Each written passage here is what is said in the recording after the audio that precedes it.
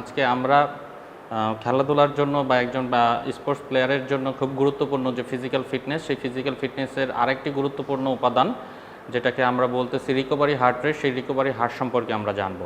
আমরা আসলে নর্মালি জানি যে একজন প্লেয়ার বা হচ্ছিল নর্মাল ব্যক্তি রেস্ট নেওয়া অবস্থায় তার যে পালস রেটটা থাকে সেটাকে আমরা রেস্টিং হার্ট রেট বলে থাকি। তো এই রেস্টিং হার্ট রেট থেকে যখন একটা প্লেয়ার এক্সারসাইজ করার পরে তার হার্ট রেটটা বেড়ে যায়।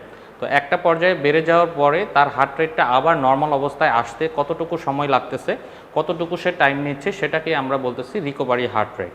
মানে হার্ট রেটটা নর্মাল অবস্থায় যেভাবে থাকে সেই অবস্থায় ফেরত আসতে একটা অ্যাথলেটের কতটুকু পরিমাণ সময় লাগে সেটা আমরা মেজার করতে পারি।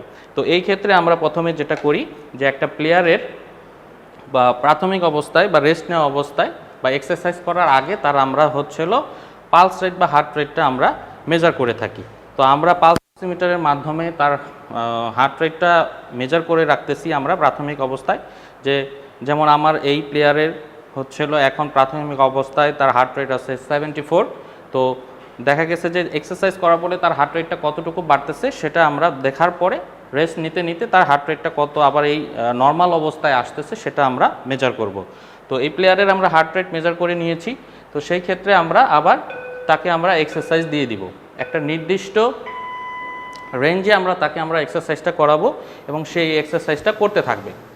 তো এভাবে আমরা 15 থেকে 20 মিনিট তাকে আমরা এই এক্সারসাইজটা করাবো। এক্সারসাইজ করার পরে আমরা আবার এটাকে স্টপ করে দিব। স্টপ করে দিয়ে তার হার্ট রেটটা আবার আমরা মেজার করব।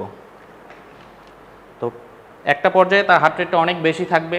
তার 5 মিনিট অন্তর অন্তর যখন আমরা আবার তার হার্ট রেটটা মাপবো, একটা পর্যায়ে গিয়ে তার হার্ট রেটটা আবার নর্মাল অবস্থায় আসবে। এই যে সময়ের ব্যবধানটা, এই ব্যবধানটাই আমরা আসলে মেজার করতেছি। যারা খুব ভালো প্লেয়ার, যারা খুবই আপনার ফিজিক্যাল ফিটনেসের প্রতি সচেতন, সেই সব প্লেয়ারদের এই হার্ট রেট নর্মাল অবস্থায় আসতে খুবই কম সময় লাগে।